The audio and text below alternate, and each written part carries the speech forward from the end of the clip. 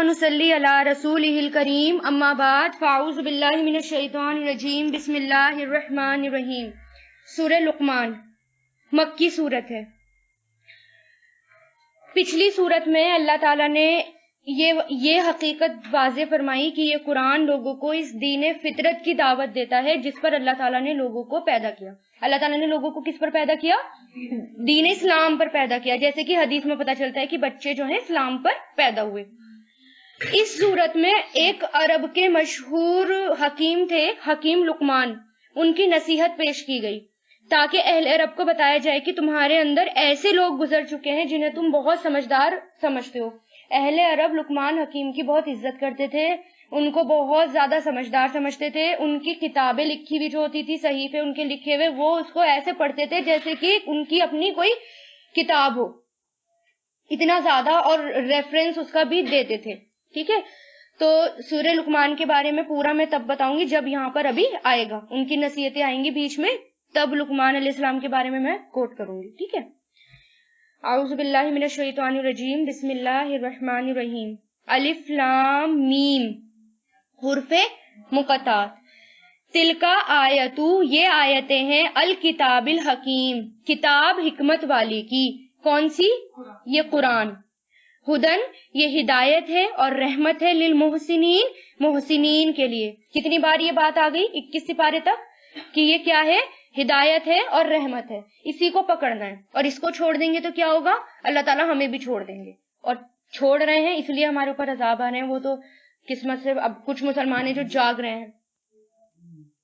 अल्लज़ीना, वो लोग जो युकीमूना, कायम करते हैं सलाता, नमाज, व युतूना, और वो देते हैं ज़कात, और वो बिल आखिरती, आखिरत पर, हम, वो सब युकीनून, यकीन रखते हैं। किसकी सिफत बताई जा रही है? मोहसिनीन की। यानी अल्लाह ताला ने पहले क्या कहा? ये किताब मोहसिनीन के लिए है, हिदायत है और रहमत है। फिर अल्लाह ताला ने मोहसिनीन की सिफत बताई कि मोहसिनीन कौन है, नेक लोग कौन है? वो जिनमें पहली सिफत क्या होती है कि वो नमाज कायम करते हैं, फिर ज़कात देते हैं, और आखिरत पर वो यकीन करते हैं। और जो आखिरत पर यकीन करता है ना, उस पूरा इस्लाम को वो आसानी से मान लेता है। यानी जो भी नसीहतें आएंगी वो सब उनको आसानी से मान लेता है। और जब आखिरत पर यकीन नहीं होता ना, पक्का यकीन, तब इंसान ज्यादा गुनाह करता है। लेकिन जब पता है ना मरेंगे, मरने के बाद अल्लाह के सामने जाएंगे, तब मैं क्या बोलूंगी अल्लाह से, तब उसके लिए मुश्किल हो जाता है मान। तब वो सोचता है, समझता है, और फिर मानता है इस्लाम। ठीक है, तो आखिरत पर यकीन दिलाना है हमें, कोशिश करनी है कि लोगों को आखिरत का यकीन दिलाए, क्योंकि मुसलमान में ही आखिरत का यकीन नहीं है। वो क्या कहते हैं? जबकि जब देखी जाएगी। अभी तो दुनिया जी लो, अभी तो दुनिया में रहना है ना, अभी तो दुनिया कमानी है, खाएंगे पिएंगे कहां से, वरना आखिरत तो बाद की बात है, वो बाद में देखी जाएगी। उलाइका, यही लोग हैं, अला हुदन, हिदायत पर, मिर रब्बिहिम, अपने रब की तरफ से। कौन लोग? मोहसिन। व उलाइका, और यही लोग हैं, हुमुल मुफलिहून, फलाह पाने वाले, वही फलाह पाने वाले। हम आ गया ना बीच में, हसर आ गया, यानी ताकीद और भी ज्यादा, कि यही लोग फलाह पाने वाले हैं। यानी जो नमाज कायम करेंगे, ज़कात देंगे और आखिरत पर यकीन करेंगे, यही फलाह पाने वाले हैं। व मिनन नासी, और लोगों में से वो है जो यश्तरी, खरीदता है, लहुआ, लहव, लहव खेल तमाशा, अल हदीस, बात, खेल तमाशे वाली बात, लहबल हदीस, खेल तमाशे वाली बात। और इस तरह किसके लिए आता है? खरीदना और बेचना दोनों के लिए इस्तेमाल होता है, और तरजीह देने के मायनों में भी आता है। किसी को किसी पर तरजीह देना, उसके लिए भी ये लफ्ज इस्तेमाल किया जाता है। लहबुल हदीस, लियुदिल्ला, ताकि वो भटकाएं, अन सबीलिल्लाह, अल्लाह के रास्ते से, बगैर इल्म के, वयत्तखिज़हा, और वो बनाता है उसे, हुज़ुवन, मजाक। यही लोग हैं, उनके लिए अजाब है मुहीन, अजाब जलील कर देने वाला, रुसवा कर देने वाला। कौन से लोग? जो लाहबुल हदीस को पकड़ लेते हैं, खेल तमाशा, लाहबुल हदीस को पकड़ लेते हैं, इन्हीं लोगों के लिए अजाब है जिल्लत वाला, दुनिया में भी और आखिरत में भी। और ये बात किसकी हो रही है? ये एक शख्स की तरफ इशारा है जिसने मक्का में एक मुहिम चलाई थी। आप इसका सुन चुके हैं तफसीर में, और माशाल्लाह अब आपको और अच्छे समझ में आएगा, मैं सीरत में आप सुन चुके हैं। एक शख्स की तरफ इशारा है जिसने एक मुहिम चलाई थी लोगों को कुरान से दूर करने के लिए और दीन से हटाने के लिए। یسرت ابن حشام میں حضور پاک صلی اللہ علیہ وسلم یعنی محمد بن اسحاق کی روایت نقل کی گئی ہے کہ جب حضور پاک صلی اللہ علیہ وسلم کی دعوت کفار مکہ کی ساری کوششوں کے بعد پھیلتی جا رہی تھی، یعنی مکہ کے جو کفار تھے، کافر تھے، کس قدر کوشش کر رہے تھے اسلام کو روکنے کی، لیکن دعوت جو تھی وہ دور دور تک پھیلتی جا رہی تھی. ساری مخالفتوں کے بعد بھی لوگوں کے دل کو اسلام چھو رہا تھا، عام ہوتی ہوئی نظر آ رہی تھی. تو اس پر نضر بن حارث نے لوگوں سے کہا کہ جس طرح تم اس شخص کا مقابلہ کر رہے ہو اس سے کام نہیں چلے گا. کیسے مقابلہ کر رہے تھے وہ نبی کا؟ جادو ہے، جادوگر ہے، کاہن ہے، جھوٹا ہے، ایسے ایسے بول رہے تھے نا نبی کے بارے میں. تو ان میں ایک شخص تھا نضر بن حارث، جو لوگ جس کی بات سنتے تھے. تو اس نے کیا کہا، تم ایسے مقابلہ کر رہے ہو، ایسے کوئی کام نہیں چلے گا. یہ شخص تمہارے درمیان بچپن سے ادھیڑ عمر کو پہنچ چکا ہے، آج تک وہ اخلاق میں تم سب سے بہتر آدمی تھا. یعنی کوئی تمہاری بات کا یقین نہیں کرے گا کہ وہ جھوٹے ہیں، کیونکہ وہ تو اتنے سچے ہیں، کوئی بھی یقین نہیں کرے گا. سب سے زیادہ سچا اور سب سے زیادہ بڑھ کر امانت دار تھا. اب تم کہتے ہو کہ وہ کاہن ہے، شاعر ہے، مجنون ہے. آخر ان باتوں کا کون یقین کرے گا؟ کیا لوگ ساحروں کو نہیں جانتے کہ وہ کس قسم کی جھاڑ پھونک کرتے ہیں؟ یعنی جادوگر جھاڑ پھونک کرتے ہیں نا. کیا لوگوں کو نہیں معلوم کہ کاہن کس قسم کی باتیں کرتے ہیں؟ کیا لوگ شعر و شاعری سے واقف نہیں؟ کیا لوگوں کو مجنون اور جنون کی کیفیت کا علم نہیں؟ مجنون یعنی جو دیوانہ ہوتا ہے، وہ پاگل پن کی حرکتیں کرتا ہے نا. تو تم ان کو پاگل بتاتے ہو تو وہ تو ایسی کوئی حرکت بھی نہیں کرتے. لوگ تمہاری باتوں کا کیسے یقین کریں گے؟ ان الزامات میں کون سا الزام ایسا ہے جو حضور پاک صلی اللہ علیہ وسلم پر فٹ بیٹھتا ہو؟ کس نے کہا تھا؟ یہ نظر نے، جو ان میں سب سے بڑا آدمی تھا. اس نے سب کو بلا کر بولا تھا کہ تم ایسے ایسے الزام لگاتے ہو، کوئی تم پر یقین نہیں کرے گا. ٹھہرو، اس کا علاج میں کرتا ہوں. یعنی اس نے کیا کہا، تم کچھ مت بولو، میں اس کا علاج کرتا ہوں. اس کے بعد وہ مکہ سے ایران گیا. یہ جگہ جگہ جایا کرتا تھا. مکہ سے ایران گیا، وہاں سے شام عجم کے قصے اٹھا لایا، رستم اور ازدم دیار کی داستانیں اور بہت سی کہانیاں لے کر آیا، اور مکہ میں قصے وغیرہ کی محفل سجائی. جو نئی چیز ہوتی ہے وہ سب کو پسند آتی ہے نا. اب مکہ کے لوگوں کو شعر و شاعری میں بہت انٹرسٹ تھا، اور پھر جو باہر سے نئی چیز آتی تھی نا وہ ان کو اور بھی زیادہ اچھی لگتی تھی. یعنی جو دور دور کے شہروں سے، علاقوں سے، کنٹریز سے کوئی چیز لے کر آتا تھا، قصے کہانیاں لاتا تھا، وہ انہیں بہت اچھی لگتی تھی. اور قصے کہانیاں تو آج بھی اچھی لگتی ہیں، پڑھتی تھی نا عورتیں، اور آج بھی لیڈیز پڑھتے ہیں نا ناولس، بچے ناولس پڑھتے. تو ایسے ہی ان لوگوں کو ناولس بہت اٹریکٹ کرتے تھے. تو وہاں سے وہ اچھے اچھے انٹرسٹنگ لے کر آیا اور محفل سجائی، عام محفل، تاکہ لوگوں کو قرآن کی طرف سے ہٹائے، قرآن کی طرف سے ان کا دھیان بھٹکائے اور ان کہانیوں میں وہ لوگ کھو جائیں. وہ کہتا ہے کہ ہم نے پڑھا تھا کہ یہ قرآن دلوں پر اثر کرتا ہے. حضور پاک صلی اللہ علیہ وسلم رات کو اپنے گھر میں جس جگہ کو انہوں نے مسجد بنا رکھی تھی وہاں تیز آواز میں قرآن پڑھتے اور روتے، اور مکہ کی عورتیں اور بچے وہاں سے گزرتے تو رک جاتے، یہ شخص کیوں رو رہا ہے. اس پر انہوں نے ان کو خاموش کرا دیا تاکہ اور کیا کہا کہ اس کو قرآن کو آہستہ آہستہ پڑھا کرو، ہمارے بچوں پر برا اثر پڑتا ہے. یعنی قرآن سن کر بچوں پر برا اثر پڑتا ہے. انہیں وہ سنوانے نہیں دیتا تھا. یعنی حضرت ابو بکر کو سب نے روک دیا کہ تم تیز آواز میں قرآن نہیں پڑھ سکتے. تو اس نے کیا کیا، پھر یہ لوگ پھر بھی کیا کرتے تھے، چھپ چھپا کر قرآن سننے چلے جاتے تھے. قرآن اتنا دل پر اثر کرتا ہے. تو اس کو یہ بات بھی بہت پریشان کرتی تھی کہ قرآن اتنا اثر کرتا ہے لوگوں کے دل پر، اب تو میں ایک نئی محفل سجاؤں گا، اور وہ بھی قصے کہانیوں کی محفل سجاؤں گا. پھر جہاں پر قرآن کی محفل سجی ہوتی تھی اس کے ہی جسٹ پاس میں، برابر میں، سامنے وہ ایک قصے کہانیوں کی محفل سجایا کرتا تھا، تاکہ لوگ، اور زور زور سے تیز تیز آواز میں، تاکہ لوگ قرآن سے ہٹیں اور اس کے قصے کہانیوں کو سنیں. امپورٹنٹ چیزیں تھی نا، وہ زیادہ پسند آتی تھی لوگوں کو. پھر ایک طریقہ اور اس نے ایجاد کیا. ابن عباس کہتے ہیں کہ نظر نے اس مقصد کے لیے گانے والی لونڈیاں بھی خریدی، گانے والی لونڈیاں خریدی جو باندھی ہوا کرتی تھی. جس کے بارے میں سنتا کہ حضور پاک صلی اللہ علیہ وسلم کی باتوں سے وہ متاثر ہو رہا ہے، اس پر اپنی ایک لونڈی مسلط کر دیتا اور اس سے کہتا کہ اس کو خوب کھلا، خوب پلا، اور خوب اس کا دل بہلا، اور اس کو خوب گانے سنا تاکہ یہ قرآن سے ہٹ جائے. اور جو زیادہ دلچسپی لیتا قرآن میں اس کے زیادہ اور لونڈیاں، پیاری پیاری سندر سندر لونڈیاں اس کے پیچھے چھوڑا کرتا تھا، اور وہ بھی خوب اچھی آوازوں والی، گانے بجانے والی لونڈیاں چھوڑا کرتا تھا. یہ بہت بڑی چال تھی جو اس دور میں چلی گئی تھی. اس کے بارے میں اس میں اللہ تعالیٰ نے بتایا ہے کہ جو یہ کھیل تماشے والی لہو الحدیث میں جو پڑ گیا وہ اللہ کے راستے سے ہٹ گیا، اور سب سے زیادہ رسوا ہونے والا عذاب ہے، ذلیل کر دینے والا عذاب ہے. اس کو دنیا میں بھی عذاب وہ ذلیل کرے گا، اور آخرت میں تو اس کے لیے ہر طرح سے رسوائی ہے. تو حضرت عبداللہ بن مسعود سے پوچھا گیا کہ اس آیت میں لہو الحدیث سے کیا مراد ہے، یعنی اس آیت کے اندر لہو الحدیث کی بات کی گئی ہے، اس سے کیا مراد ہے؟ انہوں نے 3 مرتبہ زور سے فرمایا خدا کی قسم اس سے مراد گانا بجانا ہے.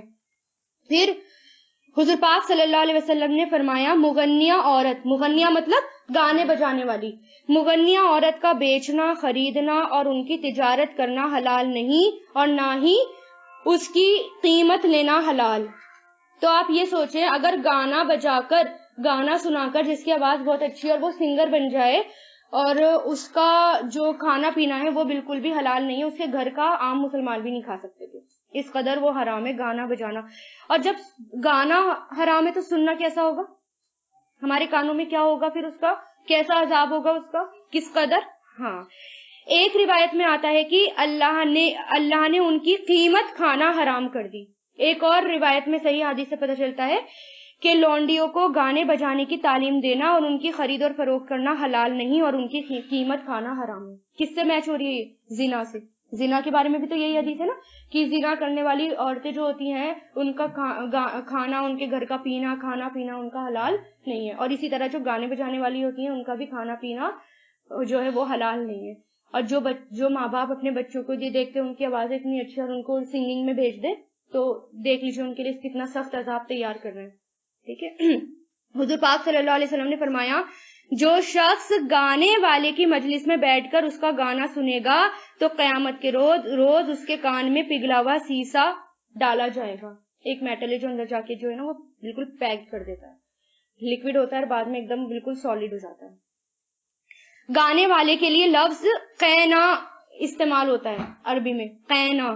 یہ عربی زبان میں لونڈی کے لیے آتا ہے. آزاد خواتین اس کو بہت عیب سمجھتی تھی، یعنی جو آزاد خواتین ہوتی تھی جن کی بہت عزت سمجھی جاتی تھی عرب معاشرے میں، وہ گانے بجانے سے بہت دور رہا کرتی تھی، اور جو گانا گاتا بھی تھا اور سنتا بھی تھا اس کو تو وہ بہت برا عیب سمجھتی تھی. اور آپ سوچیں ایسے کنسرٹ میں جانا، پیسے لگانا، اس کا انجام کتنا بھیانک ہونے والا ہے، کس قدر. یہ صحیح حدیث کوٹ کر رہی ہوں میں آپ کو، کوئی ضعیف حدیث بھی کوٹ نہیں کر رہی، ساری بخاری مسلم کی حدیثیں کوٹ کر رہی ہوں. میوزک کا مقصد ہوتا ہے انسان کو ایسی کیفیت میں مبتلا کرنا جس سے انسان بھول جائے. اصل میں میوزک منع کیوں ہے؟ آپ اس کے روٹ میں بھی جائیں نا، میوزک جو ہوتا ہے نا انسان کو اس کے اصل مقصد سے غافل کر دیتا ہے. میوزک میں کیا ہوتا ہے، جس کو میوزک سننا پسند ہوتا ہے نا پھر وہ زیادہ انٹرسٹ سے قرآن نہیں سن سکتا.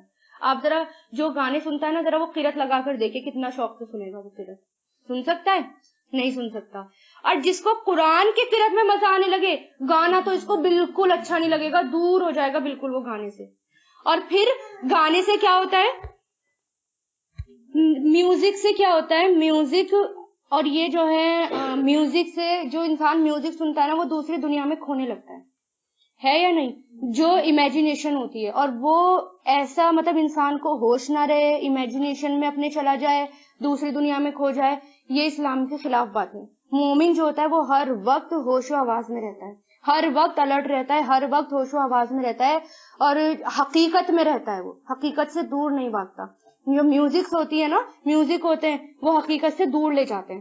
آپ خود ہی سوچ لیجئے جو ویسے بھی جو جوان بچے یا بچیاں ہوتی ہیں اور ایسے ایسے گانے وہ سنتے ہیں تو وہ وہی خیال کرنے لگتے ہیں، اور ہوتا کیا ہے بالکل اپوزٹ. کیا وہی ہوتا ہے جو سانگس میں ہوتا ہے، اور ویسے ہی دماغ اور ویسے ہی ذہنیت بن جاتی ہے اور ویسا ہی ہوتا ہے. اور پھر شیطان جو آتا ہے سب سے زیادہ جو قریب آتا ہے وہ میوزک کے ذریعے شیطان قریب آتا ہے. جہاں میوزک چل رہا ہو نا وہاں شیطان اور اس کی فوجیں ساری کی ساری آ جاتی ہیں اور لوگوں کو برگلانے کی، بہکانے کی، وسوسے ڈالنے کی وہ کوشش کرتے ہیں. جبھی تو قرآن سے بھاگتا ہے نا شیطان. قرآن تو حقیقت ہے. اور آپ دیکھیے جس کو قرت سننا اور ذہنیت اگر ایسی بن جائے شروع سے قرآن کی طرف، قرت کی طرف، دینی تعلیم کی طرف، یعنی حقیقت والی دنیا میں رہے، تو یہ جو سب چیزیں نا سانگس اپنے آپ ہی جو ہیں وہ اچھے نہیں لگتے، برے لگتے ہیں. لاہو الحدیث میں یہاں ہر وہ چیز آ جاتی ہے، وہ ایسی بات، ایسی چیز، ایسا علم جس کے ساتھ انسان اپنا وقت گزارتا ہے اور وہ انسان کو اپنے اندر مشغول کر لیتی ہے اور وہ اس سے لذت بھی حاصل کرتا ہے. یعنی وہ اس کا ایڈکشن ایک طرح سے ہو جاتا ہے, اس کا ایڈکٹ ہو جاتا ہے انسان. ٹھیک ہے, اب جیسا چاہے وہ پھر ویسا چلا جاتا ہے. جوانی بھی جو ہے وہ اس کی اسی طرح مائل ہو جاتی ہے, بےہودہ باتیں ہوتی ہیں, بےہودہ پن ہوتے ہیں اس کے اندر. قدادہ اس آیت کی تفسیر میں کہتے ہیں کہ ممکن ہے کہ اس نے مال کے ساتھ نہ خریدا ہو بلکہ اسے اچھا جانا ہو تو اس کا بھی خریدنا ہے. یعنی اگر ہم نے مال میں نہیں خریدا, مان لو گانے سن رہے ہیں, نہیں خریدا لیکن اس کو میں نے اچھا سمجھ گیا, تو وہ بھی کس میں آ گیا, لہو الحدیث میں آ گیا. ابن کثیر کہتے ہیں کہ آدمی کی ضلالت اور گمراہی کے لیے یہی کافی ہے کہ وہ سچی اور حق باتوں کی بجائے جھوٹی باتوں میں پڑ جائے. اور جھوٹی باتیں کیا ہیں, لہو الحدیث, یعنی یہی گانا بجانا. ہاں, اور عبداللہ بن دینار کہتے ہیں کہ میں عبداللہ بن عمر رضی اللہ تعالیٰ عنہ کے ساتھ کہیں گیا, وہ ایک چھوٹی سی لڑکی کے پاس سے گزرے جو گا رہی تھی. اس پر ابن عمر رضی اللہ تعالیٰ عنہ نے کہا کہ اگر شیطان کسی کو چھوڑتا تو اس کو بھی چھوڑ دیتا. یعنی اس کو شیطان نے پکڑ رکھا تھا, اس لیے وہ گانا گا رہی تھی. جو بھی ایسے سانگز گاتا ہے, سنتا ہے, مطلب وہ شیطان کے قبضے میں پوری طریقے سے آ چکا. اب شیطان جیسا چاہے اس کے ساتھ رویہ کرے.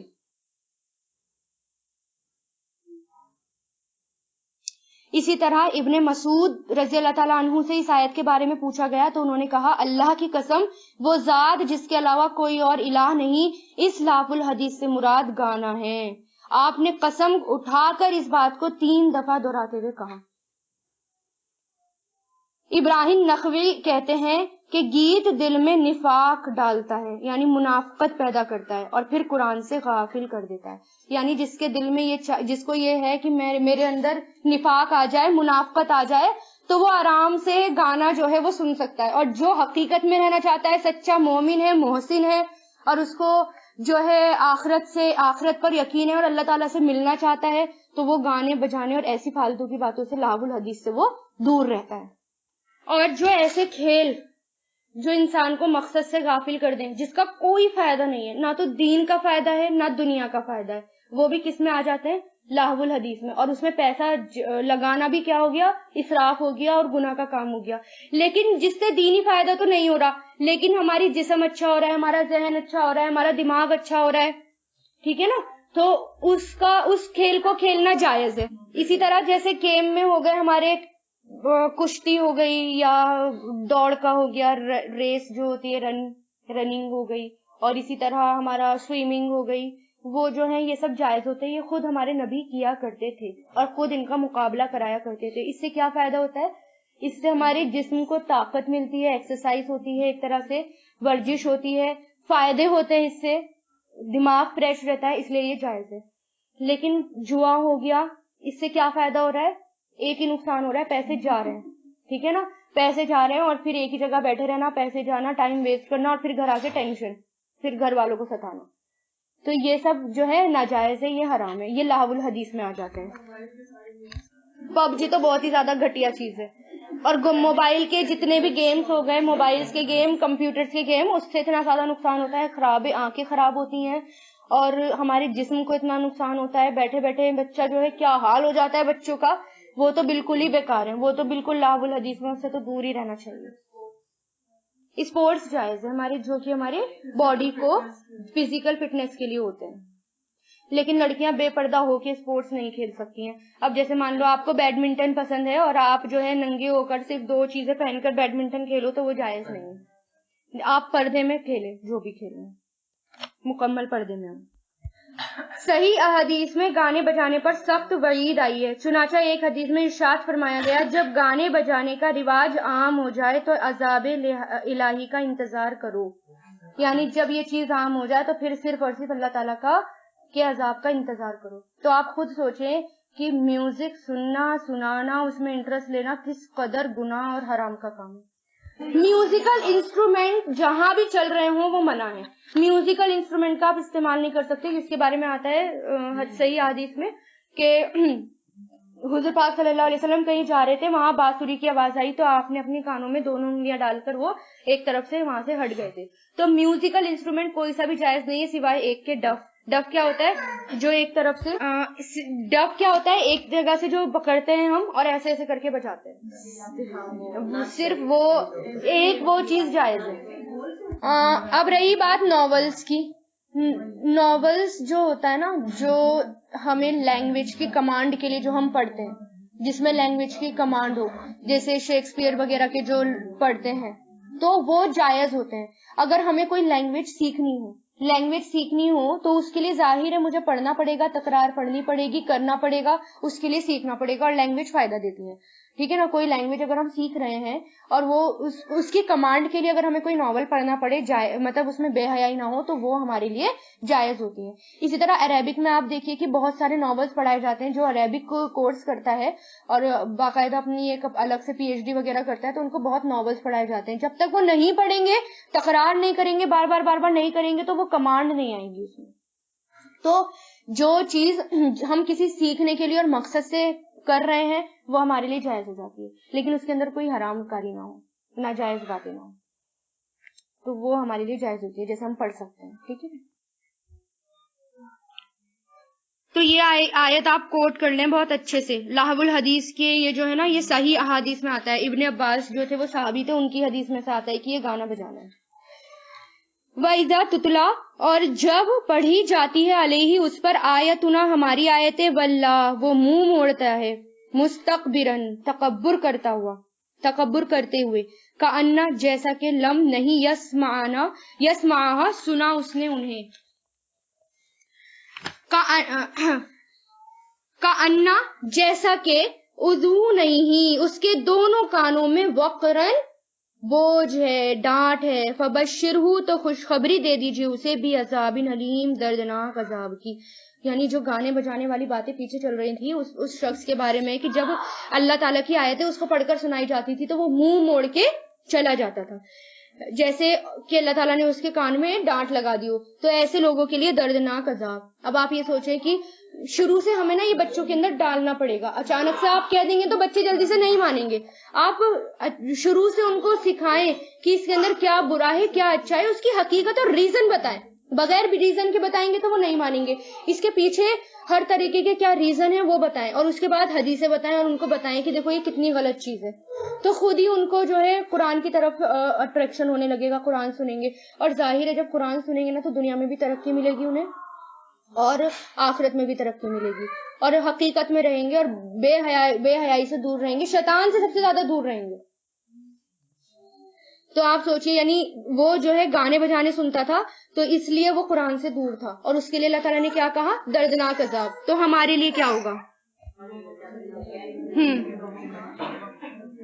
ان الذین، بے شک وہ لوگ جو آمنو ایمان لائے، وعملوا الصالحات اور انہوں نے عمل کیے نیک، ان کے لیے جنات باغات ہیں، نعیم نعمتوں والے، خالدین فیہا ہمیشہ رہنے والے ہیں اس میں، وعد اللہ وعدہ ہے اللہ کا، حقاً سچا، وہو العزیز الحکیم اور وہ زبردست حکمت والا ہے. یعنی اگر ہم ان سب سے دور رہیں گے، پیچھے ہے نا اور فوراً یہ آیتیں آئیں، اگر ان سب باتوں سے، لہو الحدیث سے، بیکار کی باتوں سے دور رہیں گے، تو جو لوگ ان سب سے دور رہیں گے نا وہی نیک عمل کریں گے، پھر وہی اپنی زندگی کو با مقصد بنائیں گے، اپنی زندگی کو ضائع ہونے سے بچا لیں گے، اور پھر وہی لوگ ہیں جن کے لیے نعمتوں والی جنت ہے. اس نے پیدا کیا السماواتی آسمانوں کو، والارض اور آسمانوں کو، بغیر عمدن ستونوں کے، ستون مطلب پلرز، ترونہا تم دیکھتے ہو انہیں، وَأَلْقَا اور اس نے ڈال دیے، الْأَرْضِ زمین میں، رواسیہ پہاڑ، کے تمیدہ یہاں پر نہ کریں گے اس کا کہنا، وہ ڈھلک جائے یعنی ہلے، بکم تمہیں لے کر، وَبَسَّا اور اس نے پھیلا دیے، فیہا اس میں، من کلی ہر قسم کے، دابتن جاندار، وَأَنزَلْنَا اور ہم نے نازل کیا، من السمائی آسمان سے، ماءً پانی، فَأَنبَتْنَا پھر اگائی ہم نے، فیہا اس میں، من کلی زوجن ہر قسم کے جوڑے، کریم عمدہ بہترین جوڑے. عمدہ کریم یہاں پر بہترین ہے، عمدہ کے معنوں میں، عزت والا بھی وہی ہوتا ہے نا، بہترین اور عمدہ جو ہوتا ہے. تو اللہ تعالیٰ کیا کہہ رہے ہیں کہ غور کرو، آسمان جو ہے تمہارے اوپر ٹکا ہوا ہے، اور وہ بغیر پلرز کے ہے. کہیں پلرز نظر آتے ہیں ہمیں؟ نہیں نظر آتے نا. لیکن یہاں پر اگر کمرے میں آپ کو چھت کو اگر کھڑا ٹکانا پڑ جائے تو بغیر پلرز کے کون اس کو ہوا میں لٹکا سکتا ہے؟ کوئی بھی نہیں. لیکن آسمان پہ غور کرو کہ وہ بالکل بغیر پلرز کے ہے، کہ جو ہمیں نظر آتے ہیں، ہے نا. اور زمین کتنے بڑے بڑے پہاڑ ہیں, اگر نہیں ہوتے پہاڑ تو زمین ہلنے لگتی, اتنی ہلتی کہ ہم ایک دوسرے کے اوپر جھول رہے ہوتے آج. اور اس نے پھیلا دی ہر قسم کے جاندار, کتنی زیادہ اسپیشیز پائی جاتی ہے نا آج, 10 لاکھ کے قریب پائی جاتی ہیں, اور کہیں اس سے کہیں زیادہ گنا صرف زمین میں, اور کہیں زیادہ 3 گنا زیادہ سمندر میں پائی جاتی ہیں. تو کتنی مخلوق ہو گئی جس کے بارے میں انسان جانتا ہی نہیں. اور کبھی کبھی کوئی نئی چیز دکھ جائے تو کتنی میڈیا اور ہر نیشنل جیوگرافی ہر جگہ اس کو کیسے کور کرتے ہیں, اور جبکہ اتنی زیادہ ہے کہ انسان ان کے بارے میں جانتا ہی نہیں. تو یہ بھی اللہ تعالیٰ کی تخلیق ہے کہ ہر چیز میں تم غور کرو, اور ہر چیز کا اللہ تعالیٰ نے جوڑا بنایا ہے, ہر چیز کا جوڑا ہے, یعنی کوئی بھی چیز بغیر جوڑے کے نہیں ہے, چاہے انسان ہو, چاہے جانور ہو, چاہے میٹل ہو, چاہے ایٹم ہو, ایٹم کا اینٹی ایٹم, پروٹون کا اینٹی پروٹون, ہر چیز موجود ہے. ٹھیک ہے نا, ہر چیز کے جوڑے موجود ہیں. ہاذا یہ ہے خلق اللہ, تخلیق اللہ کی, فارونی تو دکھاؤ مجھے, ماذا کیا کچھ, خلقا پیدا کیا, الذین ان لوگوں نے, جو من دونی ہی اس کے سوا ہیں, بلکہ ظالمون ظالم لوگ, فی دلال مبین کھلی ہوئی گمراہی میں ہیں. یعنی اللہ تعالیٰ کہہ رہے ہیں جس کو تم اللہ کے علاوہ مانتے ہو, دکھاؤ مجھے انہوں نے کیا پیدا کیا, کیا چیز انہوں نے پیدا کیا. بلکہ جو تم اللہ کے علاوہ کسی اور کو مانتے ہو تم کون ہو, ظالم. اور ظالم کون ہے, کھلی ہوئی گمراہی میں. وَلَقَدْ اور در حقیقت, آتینا عطا کی ہم نے لقمان کو حکمت. لقمان علیہ السلام کا ذکر. کون تھے لقمان علیہ السلام, کون تھے, کیا پیغمبر تھے؟ نہیں تھے, نبی نہیں تھے, پیغمبر نہیں تھے, اللہ تعالیٰ کے وہ نیک بندے تھے جنہیں اللہ تعالیٰ نے حکمت اور عقل اور فہم سے نوازا تھا. یعنی ان کے پاس حکمت بھی تھی, عقل بھی تھی, اور فہم یعنی سمجھ بھی تھی, بصیرت عطا کر رکھی تھی اللہ تعالیٰ نے انہیں. ہر چیز کے 2 پہلو انہیں نظر آتے تھے, ایک تو ظاہری جو سب کو نظر آتا ہے, اور اس کے پیچھے جو اس کا پہلو ہوتا ہے وہ بھی. ان سے کسی نے پوچھا کہ تمہیں یہ فہم اور یہ شعور کیسے حاصل ہوا, یعنی اتنے سمجھدار ہو آپ کو وہ کیسے حاصل ہوا. انہوں نے فرمایا راست باری سے اور امانت کے اختیار کرنے سے, اور بے فائدہ باتوں سے اجتناب اور خاموشی کی وجہ سے. یعنی حکمت اگر کسی کو چاہیے تو یہ سب کام چھوڑنے پڑیں گے, محتاط رہنا پڑے گا, یعنی میچور رہنا پڑے گا, امانت کے معاملے میں آپ کو احتیاط رکھنی پڑے گی, بے فائدہ باتوں سے بچنا پڑے گا, اور خاموش زیادہ رہنے کی کوشش کریں. ابھی آئے گا آواز کے بارے میں, کیونکہ بے فائدہ باتیں جو ہوتی ہیں نا انسان کو پھر ہٹائی دیتی ہیں, اور پھر وہ دنیا کا بھی نقصان کرتی ہیں اور آخرت کا بھی. ان کی حکمت اور کتنی حکمت تھی ان کے اندر, ایک واقعہ بھی ان کا ملتا ہے صحیح احادیث میں. کہتے ہیں کہ وہ غلام تھے, ان کے آقا نے کہا کہ بکری ذبح کرو اور اس کی 2 سب سے بہترین حصے نکال کر لاؤ, یعنی بکری ذبح کر کے اس کے بہترین حصے نکال کر لاؤ. ان کے آقا نے کہا بکری ذبح کرو اور اس کے 2 سب سے بہترین حصے نکال کر لاؤ, تو وہ دل اور زبان نکال کر لائے. پھر کچھ دنوں بعد ان کے آقا نے کہا کہ بکری ذبح کرو اور اس کے 2 بدترین یعنی برے حصے نکال کر لاؤ. دوبارہ وہ دل اور زبان نکال کر لائے. تو ان سے کسی نے پوچھا کہ اچھی چیزیں بھی تم انہی کو بتاتے ہو اور بری چیزیں بھی انہی کو بتاتے ہو. انہوں نے کہا ہاں, اگر یہ 2 چیزیں درست ہو جائیں تو سب کچھ درست ہو جاتا ہے, اور اگر یہ 2 چیزیں بگڑ جائیں تو سب کچھ بگڑ جاتا ہے. اگر دل اور زبان بگڑ جائے نا وہ جہنم میں لے جا کر چھوڑتی ہیں, اور اگر دل اور زبان سدھر جائے تو وہ جنت میں لے جاتی ہیں. تو یہی 2 بہترین حصے اور یہی 2 برے حصے. کہتے ہیں کہ یہ حبشہ یا مصر کے رہنے والے تھے, پھر شام میں رہنے لگے. حضرت داؤد کا زمانہ پایا, بعض نے ان کو نبی بتایا اور اکثر نے ان کو منع کیا. عربوں کے یہاں ان کی شخصیت بہت مشہور تھی, یعنی زبردست شخصیت تھی, بہت زیادہ پڑھے لکھے تھے وہ, اور بہت پڑھے لکھوں کے پاس ان کے صحیفے پائے جاتے تھے, لقمان صحیفے, یعنی جو پڑھے لکھے لوگ ہوتے تھے. روایتوں میں آتا ہے کہ ہجرت سے 3 سال پہلے مدینہ کا پہلا شخص جو نبی سے متاثر ہوا وہ سویب بن سامت تھا. جو حضور پاک صلی اللہ علیہ وسلم سے متاثر ہوا تھا وہ کون تھا؟ سویب بن سامت. وہ حج کے لیے مکہ گیا, وہاں حضور پاک صلی اللہ علیہ وسلم اپنے قاعدے کے مطابق جگہ جگہ لوگوں کو اللہ تعالیٰ کی آیتیں پڑھ کر سناتے اور دعوت دیتے, یعنی حاجیوں کی قیام گاہ میں جا جا کر وہ دعوت دیتے, دین پیش کر رہے تھے. اتنے میں سویب نے آپ صلی اللہ علیہ وسلم سے بات شروع کی, اور جو باتیں آپ صلی اللہ علیہ وسلم پیش کر رہے تھے وہ اس سے بہت متاثر ہوئے اور کہنے لگے میرے پاس بھی ایک چیز ہے جو آپ کی باتوں سے ملتی جلتی ہے. آپ نے پوچھا وہ کیا ہے؟ تو وہ کہنے لگے مجلہ لقمان, یعنی لقمان علیہ السلام کی لکھی ہوئی کتاب ہوگی مجلہ لقمان. اس پر آپ صلی اللہ علیہ وسلم نے اس کی چند باتیں سنی، لیکن آپ صلی اللہ علیہ وسلم نے جب اس کے مقابلے میں قرآن پاک کا کچھ حصہ پڑھ کر سنایا تو سویب نے اس کا اعتراف کیا، یعنی کہا کہ ہاں واقعی قرآن مجید جو ہے وہ مجلہ لقمان سے بھی بڑھ کر بہترین چیز ہے. تو یعنی ان کی ملتی جلتی باتیں تھی، جو قرآن میں تھی وہی باتیں وہ لقمان کہتے تھے. ٹھیک ہے. بعض روایتوں میں آتا ہے کہ حضرت لقمان حضرت ایوب علیہ السلام کے بھانجے تھے، ان کی عمر بھی اچھی خاصی لمبی ہوئی، یہاں تک کہ آپ نے حضرت داؤد علیہ السلام کا زمانہ پا لیا. ٹھیک ہے. یعنی ایوب علیہ السلام سے لے کر انہوں نے بعض نے کہا کہ عمر ان کی لمبی تھی اچھی خاصی، تو داؤد علیہ السلام کا زمانہ پایا. حضرت داؤد علیہ السلام سے پہلے حضرت لقمان لوگوں کو فتوے دیا کرتے تھے. جب حضرت داؤد علیہ السلام کو نبوت عطا کی تو آپ نے فتوے دینا چھوڑ دیے کہ اب میری ضرورت نہیں ہے. حضرت ابن عباس نے فرمایا کہ حضرت لقمان ایک حبشی غلام تھے، بڑھئی کا کام کیا کرتے تھے. اور ایک روایت میں آتا ہے کہ آپ کا بکریاں چرانا بھی مذکور ہے، یعنی بکریاں بھی چرایا کرتے تھے. ایک اور واقعہ آتا ہے، ایک مرتبہ حضرت لقمان ایک بڑی مجلس میں لوگوں کو حکمت کی باتیں سنا رہے تھے. ایک شخص نے آپ سے سوال کیا، کیا تم وہی نہیں جو میرے ساتھ فلاں جنگل میں بکریاں چراتے تھے؟ حضرت لقمان نے فرمایا ہاں میں وہی ہوں. اس شخص نے پوچھا پھر یہ مقام آپ کو کیسے حاصل ہوا؟ آپ نے فرمایا اس کا سبب میرے دو کام ہیں، ایک تو ہمیشہ سچ بولنا اور دوسرا فضول باتوں سے پرہیز کرنا. اس وجہ سے ایک اور روایت میں آتا ہے کہ جواب میں آپ نے یہ فرمایا کہ چند ایسے کام ہیں جنہیں مجھے اس مقام پر جنہوں نے پہنچا دیا، اگر تم بھی یہ کام اختیار کر لو تو تمہیں بھی یہ درجہ اور مقام حاصل ہو جائے. اور وہ یہ کام یہ ہے کہ اپنی نظریں نیچی رکھنا اور زبان کو بند رکھنا، حلال روزی پر قناعت کرنا اور اپنی شرمگاہ کی حفاظت کرنا، سچائی پر قائم رہنا، عہد کو پورا کرنا، فضول بات اور فضول کام کو چھوڑ دینا. اور در حقیقت عطا کی ہم نے لقمان علیہ السلام کو حکمت کہ اشکر للہ، شکر کرو اللہ کا. یعنی یہ بھی حکمت کے کاموں میں سے ایک ہے جو اللہ تعالیٰ کا شکر ادا کرتا ہے. تو کیا حکمت دی کہ اللہ کا شکر کرو، اور جو کوئی شکر کرے گا تو بے شک یشکرو، وہ شکر کرتا ہے لنفسی ہی، اپنی ہی نفس کے لیے، اور جو کوئی کفرا ناشکری کرے تو بے شک اللہ غنی ہے حمید، بہت تعریف والا ہے. یعنی جو شکر کرتا ہے تو اپنا فائدہ ہوتا ہے، اور جو تکبر کرتا ہے تو اس کا کیا ہوتا ہے؟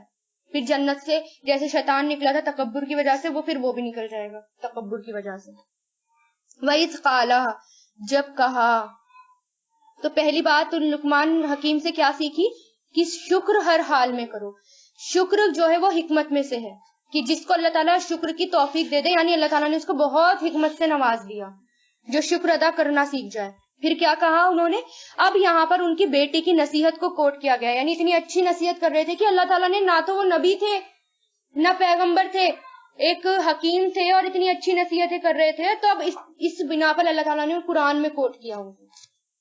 وَإِذْ قَالَ، اور جب کہا لقمان نے، لی ابنی، اپنے بیٹے سے، وہوا، اور وہ یعیزہ، وہ نصیحت کر رہا تھا اسے، واعظ کر رہا تھا، نصیحت کر رہا تھا اسے، یا بنیا، اے میرے بیٹے. پہلی بات کتنے پیار سے بلا رہے ہیں، یا بنیا، اے میرے بیٹے، اے میرے پیارے بیٹے. ہمیں بھی جب اپنے بچوں کو یا اپنی بیٹیوں کو کسی کو بھی نصیحت کرنی ہو تو کیا کریں؟ اے میرے بچے، اے میرے بیٹے، اے میری بیٹی، اس طرح پیار سے ان کو بلائیں تاکہ وہ سنیں اور آئیں.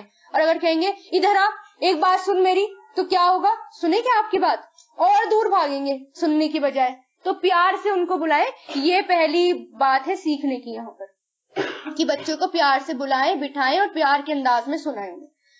لا تشرک، نہیں شریک ٹھہرا، باللہ، اے میرے بیٹے، لا تشرک، نہیں شریک ٹھہرا، باللہ، اللہ کے ساتھ. بے شک شرک، لا ظلم، ضرور ہی ظلم ہے، عظیم، بہت بڑا. یعنی پہلی بات ہے بچوں کو سکھانے کی، بچوں کا عقیدہ درست کریں. یعنی اگر عقیدہ درست ہو گیا نا تو ہم صحیح ایمان پر آ جائیں گے، اور ساری باتیں آسان ہو جائیں گی. اور جہاں عقیدہ ہمارا خراب ہے نا، وہیں سے ساری باتیں بگڑنا شروع ہو جائیں گی. یعنی اگر پہلے ہم کہیں جھوٹ نہ بولو، یہ نہ کرو، وہ نہ کرو، ویسا نہ کرو، ویسا نہ کرو، مطلب بچے مان جائیں گے، ہو سکتا ہے نہ بھی کریں، لیکن کیوں نہ کریں، کس لیے نہ کریں؟ تو جب ہم اللہ تعالیٰ کے بارے میں ان کو محبت ڈالیں گے، اللہ تعالیٰ کے لیے محبت ڈالیں گے اور اللہ کے بارے میں عقیدہ درست کریں گے تو اللہ کے خاطر وہ اپنے آپ ہی بچ جائیں گے. کہنا نہیں پڑے گا یہ نہ کرو وہ نہ کرو، بلکہ اللہ کے خاطر وہ ان سب کاموں کو چھوڑ دیں گے. وَوَصَّيْنَا، اور وصیت کی ہم نے، یعنی تاکید کی ہم نے. وَوَصَّيْنَا، اور وصیت کی ہم نے انسانوں کو بی والدیہ، اپنے والدین کے ساتھ. کس کی؟ احسان کی. احسان یہاں پر محذوف ہے، والدین کے ساتھ احسان کی. حملت ہو، اٹھایا اس کو. حملت فیمیل کا ہے، اٹھایا اس کو. امہ، اس کی ماں نے.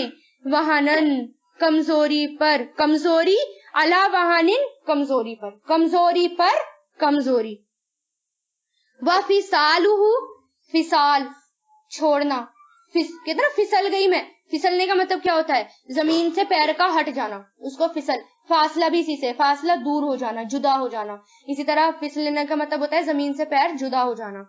وفصالہ، اور دودھ چھڑانا اس کا. فی عامین، 2 سال.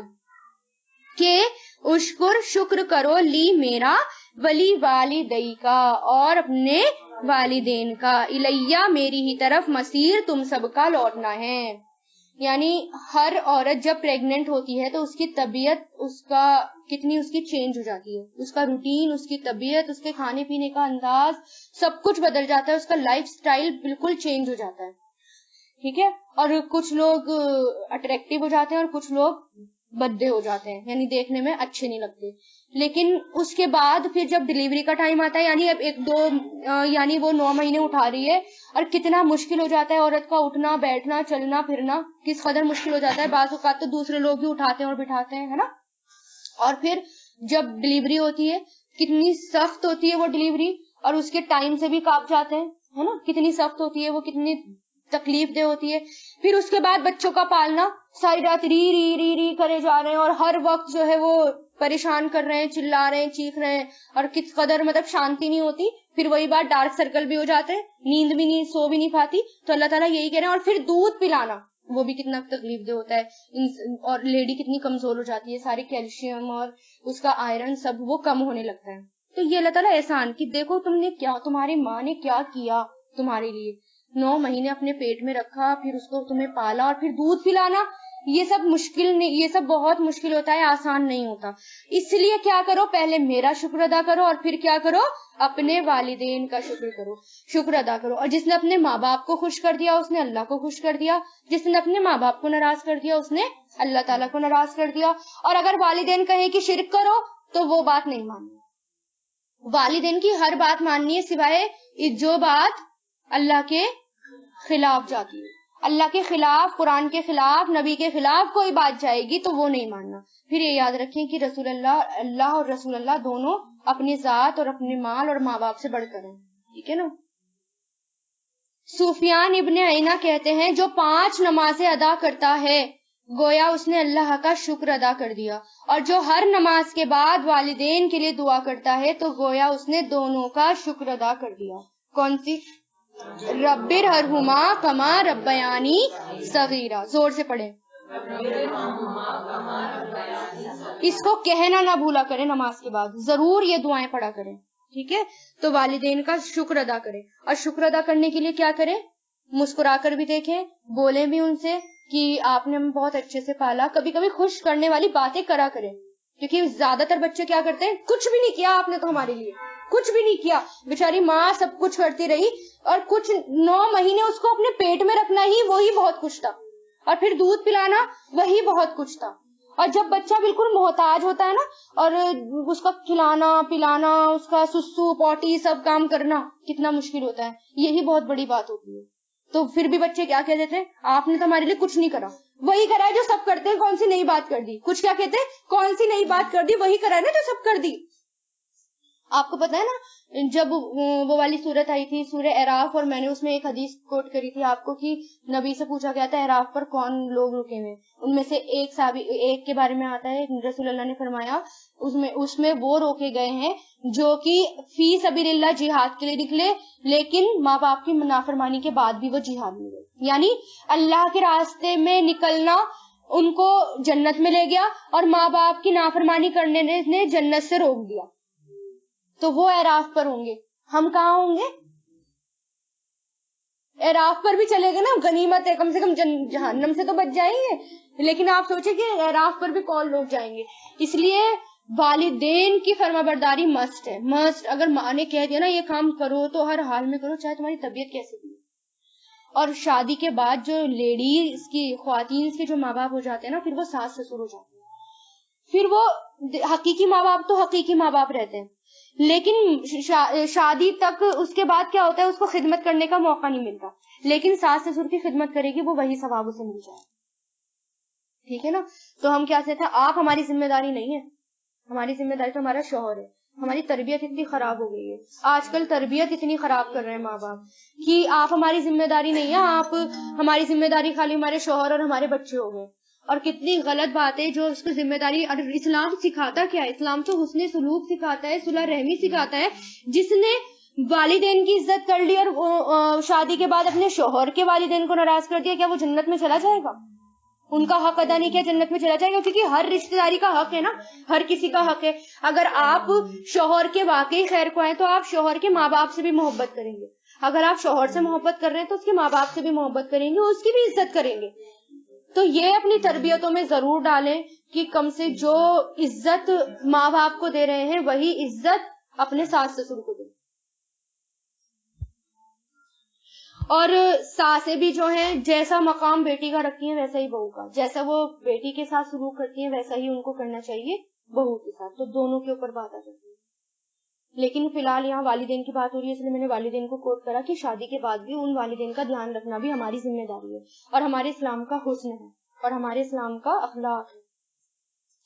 وَإِن، اور اگر جاہداکا، دونوں کوشش کریں، جد و جہد آ جاتا ہے یہاں پر، اگر وہ دونوں کوشش کریں یعنی جد و جہد، اللہ اس پر کے تشرکا، تم شریک کرو بھی میرے ساتھ، ماں اسے جو لیسا نہیں ہے، لکا تمہیں بھی ہی اس کا علم کوئی علم، فلا تو نہیں، تطیعہما تم اطاعت کرنا ان دونوں کی، امر آ گیا، یہ امر نہیں، اور نہیں تم اطاعت کرنا ان دونوں کی، وصاحبہما، اور ساتھ رہو دونوں کے، صاحب کسے کہتے ہیں؟ ساتھی کو، ساتھ رہنے والے کو، اسی سے صحابہ ہیں، ہے نا؟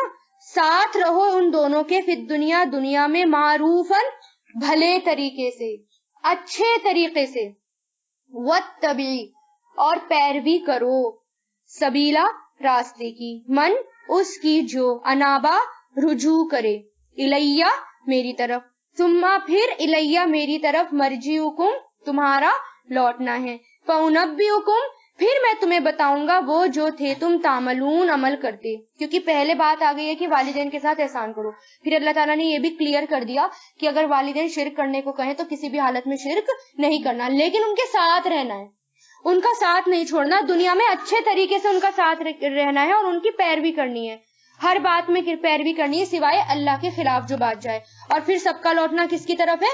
اللہ تعالیٰ کی طرف، اور جو اللہ تعالیٰ کے حکم کی خلاف ورزی کرے گا پھر اس کا نتیجہ اللہ تعالیٰ اسی کو بتا دیں گے کہ کیا ہوتا ہے۔ یا بنیا، پھر یہ بات آ گئی، اے میرے بیٹے، پھر پیار سے سمجھا رہے ہیں،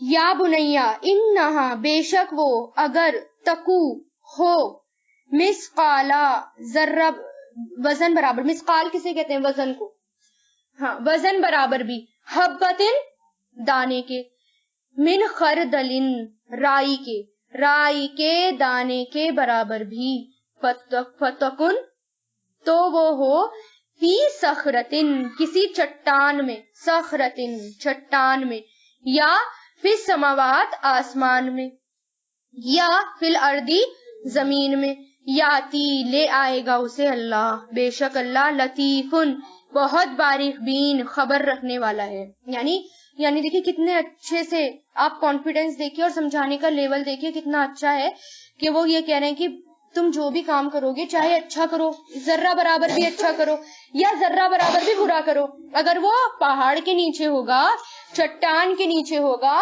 یا آسمان میں ہوگا، اللہ تعالیٰ قیامت کے دن تمہارے سامنے اس کو حاضر کر دے گا۔ اچھا عمل ہوگا اگر ہم نے کوئی رائی کے دانے کے برابر بھی عمل کیا، چھوٹا سا عمل کیا ہے؟ کسی کو دیکھ کے مسکرا دیا، اب وہ بھی خوش ہو گیا، سب سے چھوٹا ہے نا یہ عمل، تو کیا ہوا؟ وہ بھی اللہ تعالیٰ تمہارے سامنے لے کر آئے گا. لیکن اگر تم نے کسی کو دیکھ کر منہ بسوڑ لیا، خراب کر لیا ایسے کر کے، کتنا چھوٹا عمل ہے، پھر کیا ہوگا؟ وہی اللہ تعالیٰ قیامت کے دن اس کو لے کر آ جائے گا. یعنی تم جو بھی کرو گے اللہ تعالیٰ کے سامنے، جب اللہ تعالیٰ کے سامنے جاؤ گے اس کو اپنے نام اعمال میں پاؤ گے. ہاں اگر کوئی گم جائے، کیونکہ اللہ تعالیٰ باریک بین خبر رکھنے والا ہے نا. ایک موقع پر حضور پاک صلی اللہ علیہ وسلم نے فرمایا کہ جان لو اگر ساری دنیا مل کر تمہیں کوئی فائدہ پہنچانا چاہے تو کچھ فائدہ نہیں پہنچا سکتی سوائے اس کے جو اللہ نے تمہارے لیے لکھ دیا ہو. یعنی جو فائدہ اللہ نے لکھ دیا وہ تو مل کر رہے گا، اس کے علاوہ نہیں. اور اگر سب مل کر تمہیں نقصان دینا چاہیں تو کوئی نقصان نہیں پہنچا سکتا سوائے اس کے جو اللہ تعالیٰ نے تمہارے لیے لکھ دیا ہو. قلم اٹھا لیے گئے، صحیفے خشک ہو گئے. سبحان اللہ. یہ بات سنتے ہی انسان کے اوپر سے پہاڑوں جیسا بھی بوجھ کیا ہو جاتا ہے؟ ہلکا ہو جاتا ہے. کیونکہ ہم دوسروں کے اوپر ڈیپینڈ رہتے ہیں، ہے نا، اور ہم سوچتے ہیں کہ میں یہاں پر آؤں گی تو میرا یہ نقصان ہو جائے گا، میں اللہ تعالیٰ کی باتیں سنوں گی یہ نقصان ہو جائے گا، میں دین پر چلوں گی میرا یہ نقصان ہو جائے گا. نقصان صرف اتنا ہوگا جو واقعی میں ہونا ہی ہے آپ کا، چاہے آپ اللہ کے راستے میں نکلے یا نہ نکلے. جو نقصان ہونا ہے وہ ہونا ہے. اور فائدہ بھی صرف اتنا ہی ملے گا جو اللہ تعالیٰ نے قسمت میں. یا بنیا، اے میرے بیٹے، اقیم الصلاۃ، قائم کرو نماز، وامر، اور حکم دو، بالمعروفی، نیکی کا، ونہا عن المنکر، اور روکو برائی سے. اب پھر سے یہ بات آ گئی، یعنی ان کی نصیحتوں میں بھی تو دعوت کا پوائنٹ تھا کہ دعوت ضرور دینا. نماز اور زکوٰۃ کے بعد فرض کیا ہے ہمارے اوپر؟ دعوت دینا.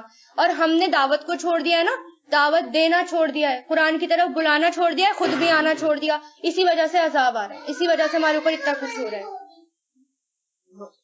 وَاصْبِرْ، اور صبر کرو اس پر جو اصابکا پہنچے تجھے، بے شک یہ من عزم الامور، ہمت کے کاموں میں سے ہے. امور امر کی جمع، ہمت کے کاموں میں سے ہے. لکھ لو اس کو، صبر کرنا بہت ہمت کے کاموں میں سے. یعنی انہوں نے کیا کہا کہ آپ نماز قائم کرو، زکوٰۃ دو، اس کے بعد کیا ہے کہ نیکی کا حکم دو، برائی سے روکو.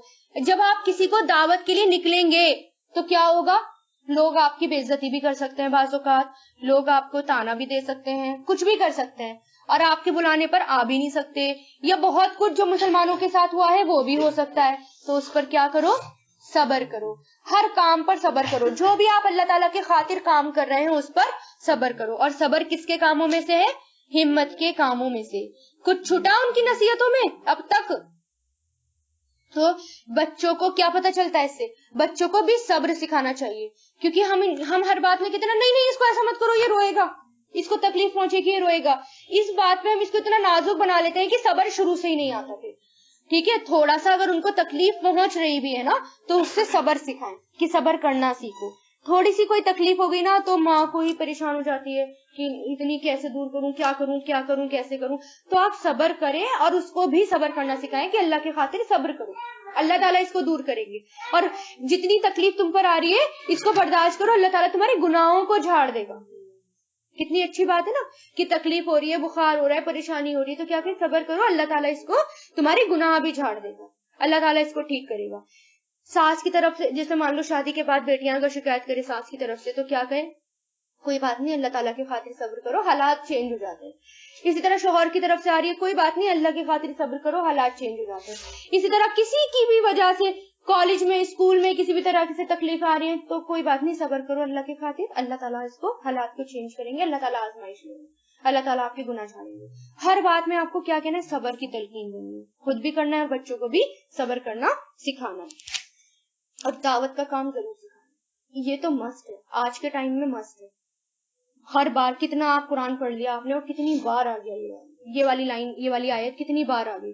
تو یہ تو مسٹ ہی مسٹ ہے. جو بھی قرآن کے لیے ٹیچرز تیار ہو رہی ہے نا پڑھانے کے لیے، تو وہ یہ والا کام بھی ضرور سکھائیں، لکھ لیں کہ مجھے یہ بھی سکھانا ہے، ایک ہفتہ مجھے اس میں لگانا ہے، یہ بھی مجھے دعوت تبلیغ کیسے کریں یہ بھی سکھانی ہے.